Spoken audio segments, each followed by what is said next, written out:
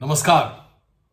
आज तारीख है 26 जनवरी 2023, गणतंत्र दिवस। भारत अपना 74वां गणतंत्र दिवस आज मना रहा है। गणतंत्र दिवस के महत्व के बारे में जितनी भी चर्चा की जाए कम है, क्योंकि आज ही के दिन 26 जनवरी 1950 को भारत ने अपने संविधान को न सिर्फ स्वीकारा बल्कि उसे जनता के सामने प्रस्तुत किया।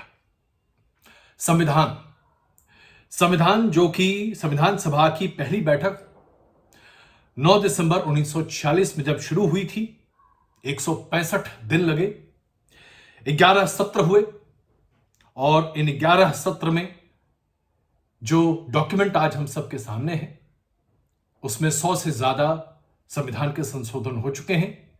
इसके बावजूद आज हम सभी भारतीयों के लिए अगर हमारे देश का एक सर्वोच्च मानदंड है तो वो है हमारा संविधान।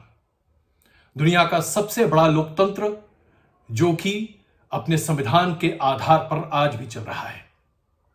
बहुत सारे लोग इस पर कई चर्चाएं कर सकते हैं, कह सकते हैं कि यह संविधान दरअसल कई देशों से चुराया गया एक दस्तावेज है। इस संविधान पर बहुत बड़े पैमाने पर गुलामी की छाप दिखाई देती है। इस संविधान से अंग्रेजों के जकड़न की बू आती है, कही जा सकती है यह बातें। लेकिन गौर कीजिएगा, यह वही संविधान है जिसने भारत को 75 साल की इस आजादी के साथ साथ हर भारतीय को जीने का अधिकार दिया, मौलिक अधिकार। हर भारतीय को तरक्की करने के रास्ते को मुहैया कराया और हर भारत के कोने कोने में व्यस्तित और हर कोने में रहने वाले व्यक्ति को उसे संपूर्ण अधिकार दिया ताकि वो दुनिया में आगे बढ़े और कहे गर्व से कि मैं भारतीय हूं। तो संविधान के ऊपर कई चर्चाएं हो सकती हैं, आज हो भी रही होंगी, लेकिन जो प्रमुख बात आज मैं आपके सामने करना चाहता हूं वो संविधान में जो अधिकार हमें दिया गया है, article 19, freedom of speech and expression, जिसके बारे में लगातार चर्चाएं हो रही हैं, उसी पर अपनी बातें मुखर तरीके से सामने रखना चाहता हूं। आज हमारे सामने दो बड़ा प्रश्न है। एक डॉक्यूमेंट्री है जो कि ब्रिटिश ब्रॉडकास्ट कॉर्पोरेशन यानी कि बीबीसी के द्वारा निर्मित है, जिसको प्रधानमंत्री नरेंद्र मोदी से जोड़कर देखा जा रहा है, द मोदी क्वेश्चन। एक फिल्म है पठान जो रिलीज हुई आज और उसे लेकर तरह तरह की बातें हैं। दो अलग अलग परिदृश्य हैं, दोनों का मकसद बिल्कुल अलग है, लेकिन दोनों को लेकर पूरे देश भर में घमासान मचा हुआ है और यह सब जुड़ता है हमारे मौलिक अधिकार से, freedom of speech and expression, अभिव्यक्ति की आजादी। तो अभिव्यक्ति की आजादी हमें कहां तक और कैसे लेकर जाती है? सबसे पहले मैं पठान फिल्म के बारे में चर्चा करना चाहूंगा, क्योंकि हम सबों के भीतर की बात है। बॉलीवुड, पठान फिल्म में ऐसा क्या है साहब जिसको लेकर इतनी चर्चा, इतना विवाद हुआ? जाहिर सी बात है, एक पक्ष है जो मानता है कि वो हिंदू विरोधी है। यह फिल्म हिंदुत्व के मूल आधारों को आघात पहुंचाता है और इसलिए इस फिल्म को रोक दिया जाना चाहिए, इसे प्रतिबंधित किया जाना चाहिए। सेंसर बोर्ड ने इस फिल्म को प्रतिबंधित नहीं माना। कुछ दृश्य थे जो आपत्तिजनक माने गए, उन्हें हटा दिया गया और उसके आधार पर फिल्म रिलीज हुई। लेकिन बायकॉट पठान, पठान बायकॉट, जबरदस्त हैशटैग हर जगह चल रहा है। इस फिल्म को अभी तक मैंने देखा नहीं है, लेकिन जो भी समीक्षा पढ़ी और जो लोगों से बातचीत हुई उसके आधार पर कुछ एक मुख्य बिंदु आपके सामने रख रहा हूं। पॉइंट नंबर 1, ये एक सिर्फ कमर्शियल पिक्चर है, एक बॉलीवुड की एक्शन फ्लिक जिसमें आप अपना दिमाग बंद कर दीजिए, स्क्रीन पर जो कुछ हो रहा है उसे देखते रहिए और देखकर मजा लीजिए। अब इस फिल्म में शाहरुख खान, सलमान खान की जगह कोई और भी होता तब भी यह फिल्म ऐसी ही होती। ये एक एक्शन फ्लिक है, इसके अलावा कुछ भी नहीं है, एक कमर्शियल फिल्म। बॉलीवुड की कमर्शियल फिल्म जो पैसा कमाने के लिए, लोगों के मनोरंजन के लिए और लोगों को 2.5 घंटे के लिए अपने तमाम दुख दर्द से दूर करने के लिए। आप जाइए, अपना दिमाग बंद कीजिए, इस फिल्म को देखिए, बाहर आइए। इसकी कहानी के बारे में अगर आप गौर करने लगेंगे तो आप खुद अपने साथ और इस फिल्म के साथ ज्यादती करेंगे। इसकी कहानी बहुत ही सतही है। एक्टिंग अलग अलग लोगों के नजरिए के आधार पर देखा जा सकता है। और फिल्म में एक्शन सीक्वेंस, उसके बारे में अभी तक जो समझ पाया हूं वो बड़ा स्पष्ट है कि इस फिल्म के एक्शन सीक्वेंस अच्छे जरूर हैं, लेकिन कई जगह पर अटपटे लगते हैं। यानी कि कुल मिलाकर देखा जाए तो ये एक सामान्य फिल्म है। ऐसी फिल्म पर इतना विवाद आखिर क्यों? सिर्फ इसलिए कि कुछ शाहरुख खान इस फिल्म के लीड एक्टर हैं? ज्यादती होगी। सिर्फ इसलिए क्योंकि इसमें बेशरम रंग एक गाना इस्तेमाल किया गया जिसमें दीपिका पादुकोण कुछ ऐसी पोशाक में नजर आई जो कि बहुत लोगों के लिए आपत्तिजनक है। जनाब, इससे कहीं ज्यादा आपत्तिजनक पोशाक पहनकर दुनिया में न जाने कितनी एक्ट्रेसेस घूमती नजर आई हैं और कितनों के डीपी लोग अपने फोन्स पर लगाकर घूमते हैं। तो आपत्तिजनक क्या है इसमें? ऐसा कुछ खास नहीं है।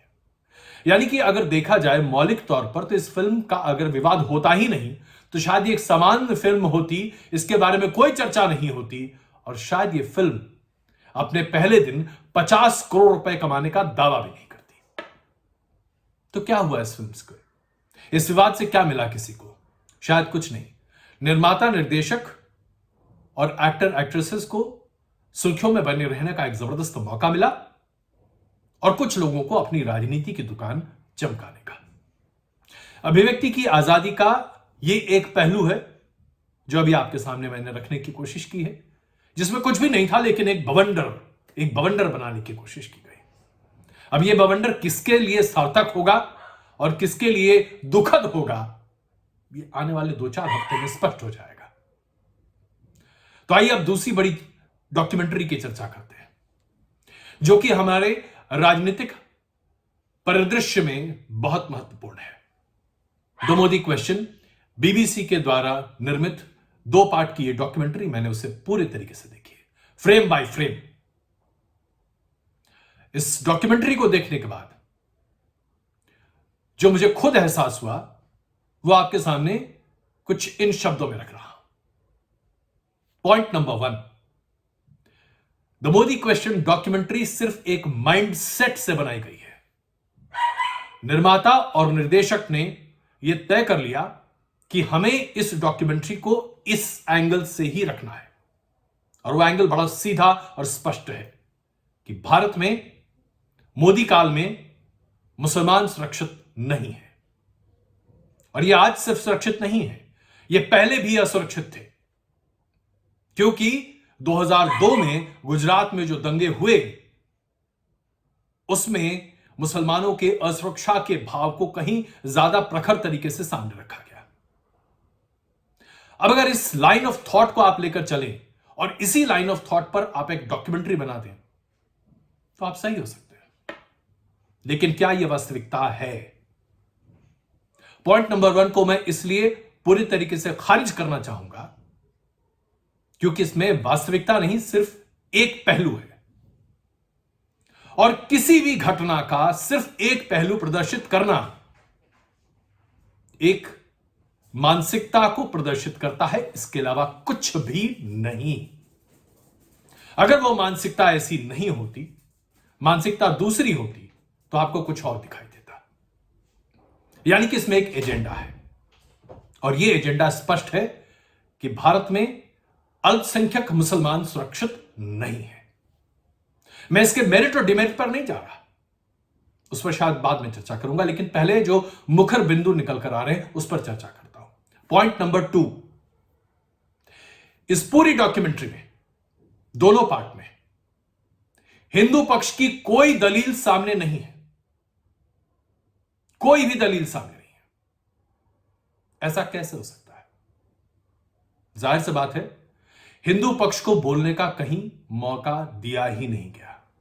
दरअसल कुछ एक जो इसमें वीडियो रेफरेंसेस और उसके साथ साथ वॉइस ओवर्स हैं, कुछ आवाजें हैं लोगों की, वो किसकी है किसकी नहीं है इसके बारे में भी कोई विस्तृत जानकारी नहीं है, और जिसकी है उससे भी बातचीत नहीं की गई है। यानी कि इस पूरे डॉक्यूमेंट्री का एजेंडा साफ था। उस एजेंडे के तहत इस डॉक्यूमेंट्री को सामने रखा गया। पॉइंट नंबर 3, क्या यह माना जाता है कि किसी भी दंगे में सिर्फ एक पक्ष का नुकसान होता है? क्या दंगा सिर्फ एक पक्षीय होता है? भारत के इतिहास को उठाकर देख लीजिए। रक्त रंजित है भारत का इतिहास दंगों के परिप्रेक्ष्य में। दंगे जब जब भारत में हुए, हर पक्ष को नुकसान पहुंचा, चाहे वो हिंदू पक्ष हो, चाहे वो मुसलमान पक्ष हो। 1947 से लेकर आज तक जहां भी दंगे हुए हैं, दोनों पक्षों को नुकसान हुआ है, दोनों पक्षों के लोग मारे गए हैं, दोनों पक्षों के लोग घायल हुए हैं, संपत्ति का नुकसान हुआ है और असुरक्षा का भाव दोनों पक्षों में हुआ है। तो सिर्फ एक पक्ष की बात करना क्या पक्षपात नहीं है? यह इस डॉक्यूमेंट्री का एक सबसे बड़ा मिसिंग पॉइंट है, जो आप देखेंगे तो स्पष्ट तौर से समझ पाएंगे।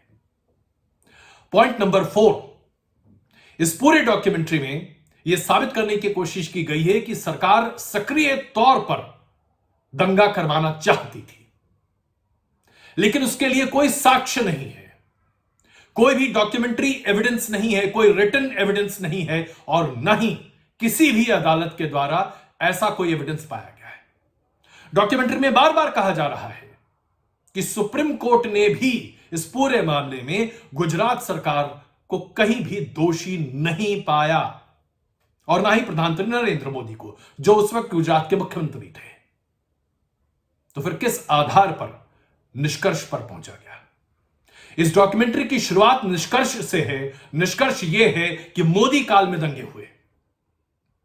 जब निष्कर्ष पहले से ही तय हो तो उसकी संरचना, उस पूरी कहानी की संरचना उस निष्कर्ष के आधार पर ही होती है, और यही इस डॉक्यूमेंट्री में करने की कोशिश की गई है। पॉइंट नंबर 6, जो भी पक्ष सामने रखे गए, वो पक्ष अपने आप में बहुत सतही दिखाई देते हैं। जैसे कि ब्रिटेन के विदेश मंत्री जैक स्ट्रॉ की बातें। जैक स्ट्रॉ एक ब्रिटिश हाई कमीशन के द्वारा इंक्वायरी की बात करते हैं। क्या ब्रिटिश हाई कमीशन के पास कोई लीगल मैंडेट था भारत में इंक्वायरी करने का? नहीं। 3 ब्रिटिश नागरिकों के मारे जाने की बात कही गई थी 2002 के दंगों के तहत। क्या उसकी जांच का अधिकार ब्रिटिश हाई कमीशन को था? नहीं। क्या जैक स्ट्रॉ के संबंध भारत के साथ हमेशा अच्छे रहे? क्या वो भारत के लिए पॉजिटिव रहे हैं? नहीं। चलिए, एक अननोन अधिकारी की बात कही जाती है, जिसे सिर्फ एक शैडो में दिखाया जाता है। यह व्यक्ति भी उस वक्त की गुजरात की सरकार पर तमाम आक्षेप लगा रहा है और कह रहा है कि ऐसा कहा गया, ऐसा माना गया। कहा जाना, माना जाना, यह तो होता ही रहता है। किस दंगे में नहीं हुआ? क्या कोई यह कह सकता है कि मुजफ्फरनगर के दंगे में अखिलेश यादव और मुलायम सिंह यादव की सरकार की कोई भूमिका नहीं थी? बहुत कुछ कहा जाता रहा, बहुत कुछ सुनने को मिला। सबूत क्या है? चलिए उसके पहले चलता हूं। पूरे देश में कई जगहों पर दंगे हुए हैं, चाहे आप पश्चिम बंगाल की बात कीजिए, असम की बात कीजिए, बिहार की बात कीजिए, झारखंड की बात कीजिए, आप पंजाब की बात कीजिए, चाहे आप दिल्ली की बात कीजिए, आप बेंगलुरु और उसके साथ साथ कर्नाटक की बात कीजिए, आप देश के कोने कोने की बात कीजिए। दंगे हमारे देश की वास्तविकता रहे हैं। 80 के दशक में पूरे उत्तर प्रदेश में कांग्रेस के काल में जितने दंगे हुए हैं, उसके ऊपर न जाने कितनी किताबें लिखी जा चुकी हैं। आज तक क्या उसमें से किसी भी दंगों में यह साबित हो पाया कि राज्य सरकार उसकी जिम्मेदार थी? कई तरह की बातें सामने हैं, लेकिन आज तक किसी भी कोर्ट ऑफ इंक्वायरी ने किसी भी राज्य सरकार को आरोपित नहीं किया। क्या कोई भूल सकता है भागलपुर का दंगा? तो फिर किस आधार पर निष्कर्ष पर पहुंचा गया? पॉइंट नंबर 7 जो मैं आपके सामने रखना चाहता हूं, हर दंगे में दोनों पक्ष, चाहे वो हिंदू हो या मुसलमान, दोनों पक्ष एक दूसरे पर आक्रमण करते हैं हर समय।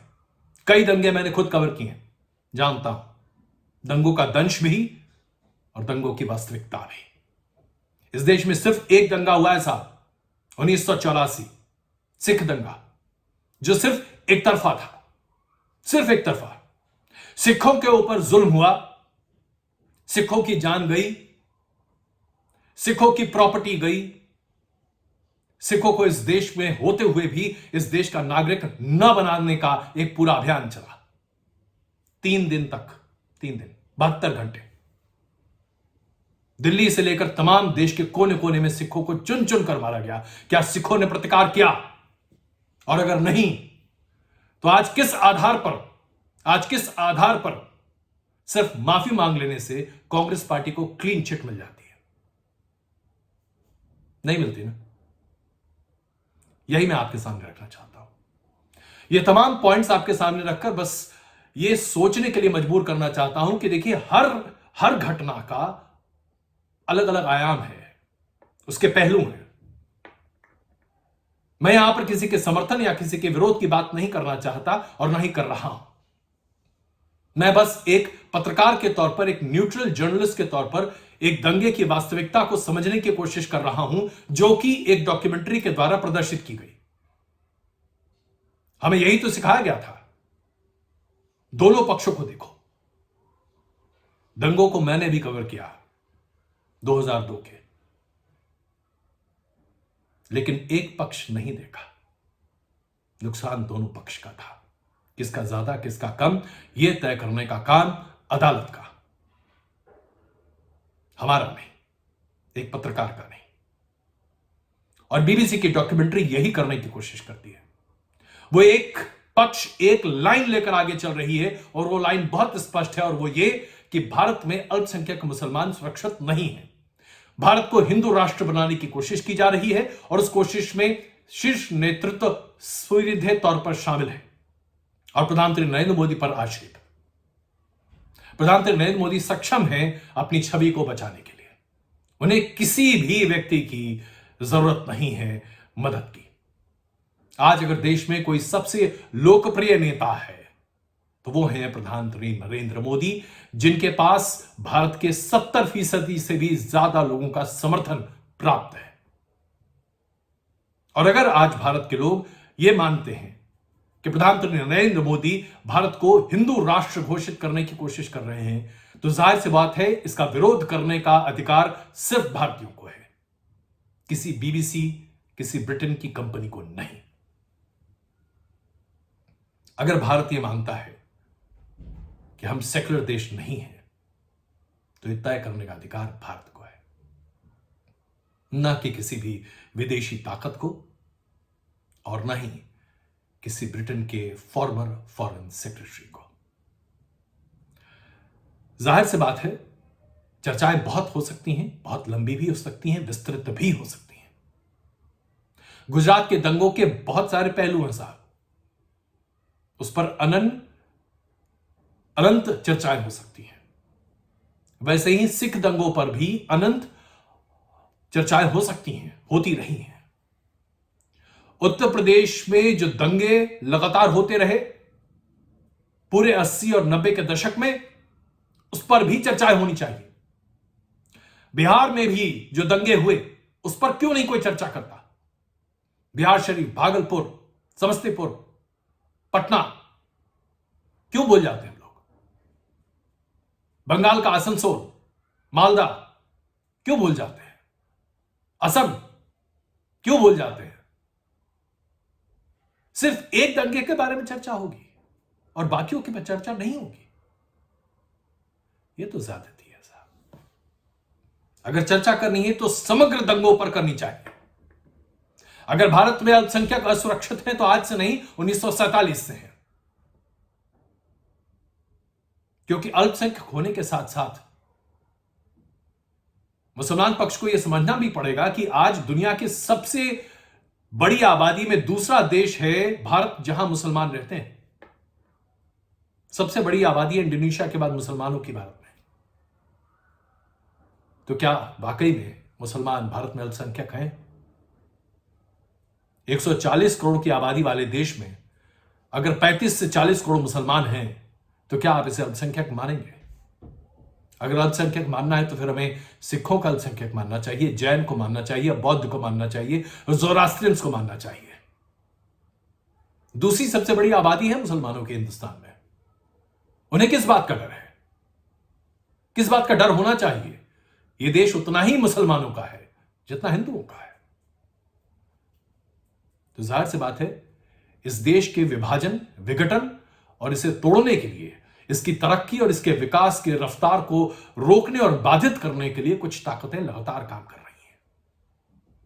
और ये ताकतें भारत में freedom of speech and expression का सहारा लेकर असंतुष्ट भारत को आगे बढ़ाने की कोशिश कर रही हैं। इसे रोकना चाहिए और इसे रोकने के लिए आवश्यक है कि इस तरह के चिंतन के बारे में हम जानें कि कोई भी डॉक्यूमेंट्री, कोई भी फिल्म एक स्टोरी लाइन पर चलती है साहब, और यह स्टोरी लाइन फिल्म का निर्माता, निर्देशक तय करता है। यह एक छोटे समूह या एक व्यक्ति की सोच होती है। यह पूरी जन भावना को प्रदर्शित नहीं करता, और चूंकि यह जन भावना को प्रदर्शित नहीं करता, इसलिए इस पर विवाद करना, इस पर रोक लगाना, इसका कोई मतलब ही नहीं है साहब। आज पठान फिल्म को लोग देख रहे हैं, 2-4 हफ्ते बाद भूल जाएंगे। बीबीसी की डॉक्यूमेंट्री, विवाद होता रहेगा, लेकिन क्या फर्क पड़ता है? क्या प्रधानमंत्री नरेंद्र मोदी की लोकप्रियता पर इसका कोई असर पड़ेगा? बिल्कुल नहीं। क्या उसे प्रतिबंधित किया जाना चाहिए था, जैसा कि भारत सरकार ने कहा कि प्रोपेगेंडा है? इस पर भी अलग विचार हो सकते हैं। मेरा मत है, इसे प्रतिबंधित करने की कोई आवश्यकता नहीं थी। इस देश की जनता में इतनी समझ है कि वो अच्छे तरीके से जानती है कि क्या सच है और क्या अफसाना, और किस सच को सामने प्रस्तुत करके किस तरह के प्रोपेगेंडा को आगे रखा जा रहा है, यह भी भारत का वोटर और भारत की जनता बहुत अच्छे तरीके से जानती है। जब तक आप किसी चीज को रोकते नहीं हैं, उसे जानने की जिज्ञासा नहीं होती। तो जानने की जिज्ञासा कई बार छोटी छोटी चीजों को बड़ा बना देती है, और शायद यही वजह है कि हमें प्रतिबंध नहीं बल्कि सकारात्मक और रचनात्मक विचार को लेकर आगे बढ़ाना चाहिए। और इस रचनात्मक विचार को ही भारतीय संविधान भी लेकर आगे चल रहा है। इसीलिए आज 26 जनवरी के मौके पर यह कहते हुए मुझे गर्व होता है कि मैं भारत का नागरिक हूं, एक छोटा सा ही सही, एक अदना सा सिपाही हूं, जो अपने धर्म, अपने विवेक और अपनी ऊर्जा के आधार पर अपने देश के लिए काम करने को तैयार है। बहुत धन्यवाद।